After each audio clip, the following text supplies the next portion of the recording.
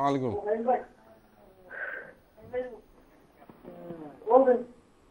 টেলিভিশনের ভলিউমটা কমাই দিও প্লিজ আপনি। হ্যালো।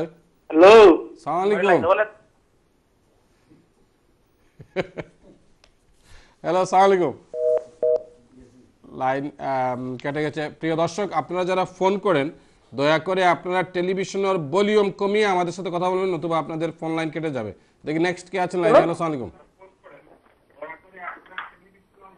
কলার, সালাম আলাইকুম। হ্যালো সালাম আলাইকুম। আপনি টেলিভিশনের ভলিউমটি কমিয়ে দেন প্লিজ। ভাই, আমি টিভি রুম থেকে আর রুমও গেছি, আমার স্টুডিওর লাইনটা দিবার নি। আপনি স্টুডিওত মাত্রা আপনি আরো রুমও গেল আপনার ভলিউম বাড়াই। হ্যালো। ওকে ভাই, কমাইছি ভাই। কমাই না, একবারে মিউট করে দিক আপনি, একবারে এটা মানে ভলিউম আপনার কথা শোনার দরকার নাই, আপনি আমরা লেমা দিক প্লিজ। কমাইছি ভাই। ওকে ওকে, হুকা আপনি প্রশ্ন তো মতামত। আমি এই অতিথির সাথে কথা কইতাম চাই ভাই। জি জি, অতিথি শুনছেন আপনার কথা, আপনি বলুন প্লিজ। আচ্ছা, আমরা এই আব্দুল সামাদ সাহেব মারা যাইবার পরে অনেক আগে আমরা অপেক্ষা করছিলাম তাই রাজনীতিতে আইবা আর এলাকার উন্নয়নে অবদান রাখবা। তো তাই না আইসি না, যাই হোক দেরিতে আইলে তাদের ধন্যবাদ জানাই। আচ্ছা। আর আমরা চাইলাম আর কি যে অবহেলিত জগন্নাথপুরের উন্নয়নে তাই ভূমিকা রাখতা। আর তাই এখন হইয়া যাও কাজ তাই আল্লাহ আসে পূর্ণ করুন, আমরা তাদের বুট দিমু। আর তাই এমপি হইলে এলাকার লাগি কিতা করবা ওটা তাই হইয়া যাও এখন সকলের সামনে খুশি হইমু তাই কিতা করবা। আর এলাকার উন্নয়নে তানোর পরিকল্পনা কি কিতা ওটা তাই জানাই যাবে। আপনার বাড়ি কোন জায়গা? জি, আপনার বাড়ি? আমার বাড়ি অ্যাকচুয়ালি জগন্নাথপুর নাই, সাতটা রাত পড়ছে, কিন্তু জগন্নাথপুরের আশেপাশে আমরা যোগাযোগ খুব বেশি জগন্নাথপুর। আমার মামার বাড়ি জগন্নাথপুর, বুঝছেন নি? আমার বাড়ি সাতস্থানা গ্রাম হায়দেরপুর। মামুর বাড়ি বড় হয়েছেন? জি, বা যোগাযোগ যাতায়াত আমরা জগন্নাথপুর সবকিছু বা লেখাপড়া করছি আমি জগন্নাথপুর। বুঝলাম, মামুর বাড়ি বড় হয়েছেন আপনি। Thank you, thank you. আপনি লাইনে হওয়ার লাগি জগন্নাথপুর আপনি বড় হয়েছেন, এর লাগি আপনি বেশি চাইরা জগন্নাথপুরের উন্নয়ন। আপনি টেলিভিশন দেখতে থাকুকা, আমরা অতিথি আপনার প্রশ্নের উত্তর দিবা। নেক্সট কে আছেন লাইনে দেখি। হ্যালো, সালাম আলাইকুম। হ্যালো, আসসালামু আলাইকুম। আলাইকুম সালাম, কে বলছেন? জি ভাই, আমি হ্যালো জি, সালাম আলাইকুম। হ্যালো। হ্যালো জি জি ভাই, আমি স্টুডিওত মাত্র। জি, আপনি স্টুডিওত মাত্রা, আমার লগে মাত্রা। হ্যালো জি জি, আপনি স্টুডিওত মাত্রা বড় ভাই। জি, ফোক আপনি। আপনার যে অতিথি এনকিতে আমরা সামাল সাহেব ছেলে নাকি? জিও জিও জিও, তাই সমস্যা হচ্ছে। আমরা আজকে নয়া দেখলাম আমরা। আচ্ছা আচ্ছা, আপনি আর দেখছেন না নি? জি না তো। আচ্ছা, আপনার প্রশ্ন হইল গা? আমার প্রশ্ন হইল গিয়া, উনি কি ওনার বাপের মতো কি ওনার পকেট পড়বা নাকি? হ্যালো, কলার কি লাইনে আছেন?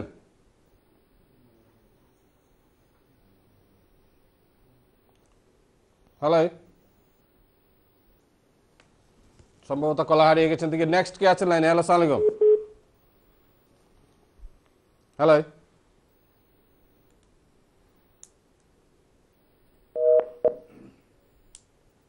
ওকে, সম্ভবত কলার হারিয়ে গেছেন। আমরা বেশ কিছু কল নিয়েছি এবং ডন ভাই আপনি বোধহয় লিখেছেন, আপনি চারটি প্রশ্ন আপনি লিখেছেন, আপনি একটু একটু করে সংক্ষেপে উত্তর দিতে হবে আপনাকে প্লিজ। মন্ত্রিসভায় খুশি কিনা এটা আমার বিষয় না, আসলে এটা পার্টি লাইনের বিষয়। মন্ত্রিসভা আমার জননেত্রীর শেখ হাসিনার অ্যাপ্রুভাল যেহেতু আছেন এবং যেহেতু পার্টি লাইনে বিশ্বাস করি আমি, অবশ্যই অবশ্যই আমাকে এটা নিয়ে কমেন্টস করার কিছু নেই এবং কেউই আসলে এটা কমেন্টস করতে পারবে না, একমাত্র যদি বিরোধী দল করতে পারেন বিভিন্ন মন্ত্রী নিয়ে। তবে আমি যে মন্ত্রীগুলো নিয়ে কথা উঠেছে তাদের ডিফেন্ড করার মতো প্রচুর ইনফরমেশন আমার কাছে আছে। উনি যদি কোনো মন্ত্রী নিয়ে ওনার কমপ্লেন থাকে, সেই কমপ্লেনটা জানালে আমি অবশ্যই সেটার উত্তর দিতে পারতাম। কিন্তু যতক্ষণ উনি জানাচ্ছেন না যে বিশেষ কোনো মন্ত্রী নিয়ে ওনার কমপ্লেন আছে কিনা, ততক্ষণ পর্যন্ত আমি বলবো যে ওভারঅল মন্ত্রিসভার পারফরমেন্স খুবই ভালো। আর দ্বিতীয় প্রশ্ন যেটা আরেকজন করলেন যে 3 বারের বেশি প্রধানমন্ত্রী হওয়া, 3 বার অথবা 2 বার, এটা একটা কনস্টিটিউশনাল প্রশ্ন। এই কনস্টিটিউশনাল প্রশ্ন কিন্তু হয় প্রথাগতভাবে, এটা ঐতিহ্যগতভাবে একটা তৈরি হতে পারে কনস্টিটিউশনাল রাইটস, যেটা আমেরিকায় হয়েছে যে তারা করে না, এটা কোথাও লেখা নাই, লিখিত নাই যে 2 বারের বেশি হতে পারবে না, কিন্তু কেউ করে না পার্টিসিপেট, কিন্তু এইখানে যেমন লিখিত আছে। তো সেই রকম আপনার যদি কনস্টিটিউশনালি এরকম লেখা হয়, কিংবা কনস্টিটিউশনে যদি এরকম কিছু করার চিন্তা থাকে, এবং আমার নিজস্ব মতামত যদি এখানে দেয়ার থাকে, নির্বাচন কমিশন যদি নিজের থেকে আইনটা না করেন, তখন অবশ্যই আইনটায় নিজস্ব মতামত দেওয়ার স্কোপ থাকবে। তখন অবশ্যই এখানে চিন্তার বিষয় আছে, ওই সময় কি অবস্থা দাঁড়াবে, ওই সময়ের পরিপ্রেক্ষিত কি, ওই সময়ের জনগণের ডিমান্ড কি, সেটার উপরে নির্ভর করে অবশ্যই সিদ্ধান্তটা আসবে। এটা আমার একার বিষয় না। আর রাজনীতিতে আমাকে ওনারা নতুন দেখছেন, লন্ডনে আসলে খুব কম এসেছি, প্রথম বোধহয় আপনার অনুষ্ঠানে এসেছি। কিন্তু এলাকায় কিন্তু যেমন বাবা মারা যাওয়ার আগেই, বাবা যখন মাদ্রাজ ছিলেন অসুস্থ, তখন থেকেই আমি রাজনীতির মাঠে আছি এবং কাজ করে যাচ্ছি। এর বাইরে হঠাৎ করে আপনার বাবার উপস্থিতিতে রাজনীতিতে আসলে মনে হয় যেন রাজ পরিবার একটা তৈরি হচ্ছে। আমরা সেই জিনিসটা চাই না। এটা অবশ্যই আমার উদ্যোগ এবং আমার কর্মই আমাকে আমার জায়গায় পৌঁছাবে। বাবার পরিচয়টা একটা প্ল্যাটফর্ম হিসেবে কাজ করতে পারে। আর এলাকার উন্নয়নের ব্যাপারে আমি প্রতিটা অনুষ্ঠানেই প্রায় বলি, আমার মূল টার্গেট হচ্ছে হলো বাবা যেটা কাজগুলি শুরু করে গিয়েছেন, শেষ করতে পারেননি, কিংবা যে কাজগুলো হয়ে গেছে সেই কাজগুলোকে মেনটেন করা, যে কাজগুলো শুরু করেছেন কিন্তু শেষ করতে পারেননি, যেমন সুরাইয়া বিবিয়ানা প্রজেক্ট, এবং ফ্ল্যাশ ফ্লাডে যাতে আমাদের আর কোনো ফসল নষ্ট না হয়, একটা ফসল যাতে অবশ্যই ওঠে, এই জিনিসটা। এবং আমাদের বিদ্যুতায়ন যেটা, এটা একটু কঠিন হয়ে দাঁড়াবে, এটা ন্যাশনাল ইস্যু একটা, তারপরেও বিদ্যুতায়নের দিকে আমি যথেষ্ট গুরুত্ব দেব। আর শিক্ষা খাত তো আমাদের ন্যাশনালি আমরা সবচেয়ে বেশি গুরুত্বপূর্ণ বলে ধরে নিই, সুতরাং শিক্ষা খাতের যে গুরুত্বটা আছে এটা বিশেষ কোনো আমার ব্যক্তি এমপি হিসেবে করার থাকবে না। আপনাকে অসংখ্য ধন্যবাদ। প্রিয় দর্শক, আমরা যাচ্ছি ছোট্ট একটি বিজ্ঞাপন বিরতিতে। তবে বিজ্ঞাপন বিরতিতে যাওয়ার আগে আমি একটি ব্যাপারে আপনাদেরকে বলতে চাই, সেটি হচ্ছে একজন উপস্থাপক হিসাবে আমি কারো পক্ষে কথা বলতে পারি না। তবে যে জিনিসটা অত্যন্ত পরিষ্কার সেটি হচ্ছে যে বাংলাদেশে যারা জাতীয় রাজনীতি করেছেন তারা কোনো না কোনোভাবে তাদের ছেলেকে হোক, মেয়েকে হোক, অথবা বাগনা নিকটাত্মীয়, তাদেরকে প্রতিষ্ঠিত করে গেছেন।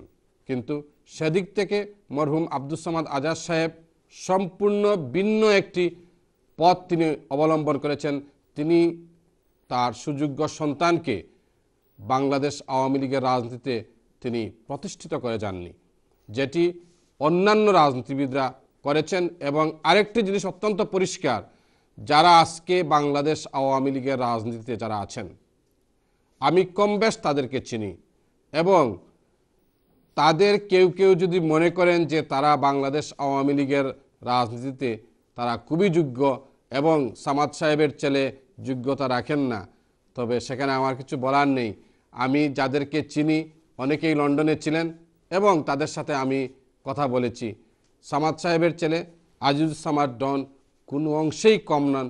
তিনি, আপনারা জানেন কিনা জানি না, তিনিও সাংবাদিকতার সাথে জড়িত এবং তিনি ইংরেজি পত্রিকায় কলাম লিখতে পারেন এবং কলাম লিখেন। প্রিয় দর্শক, আমি বেশ আগে ওনার কিছু কলাম পড়েছি, তবে এখন তিনি লিখছেন কিনা জানি না, তবে তিনি ইংরেজিতে কলাম লিখেন। প্রিয় দর্শক, আপনারা আমাদের ছেড়ে যাবেন না, আমরা আসছি বিজ্ঞাপন বিরতির পর। Thank you.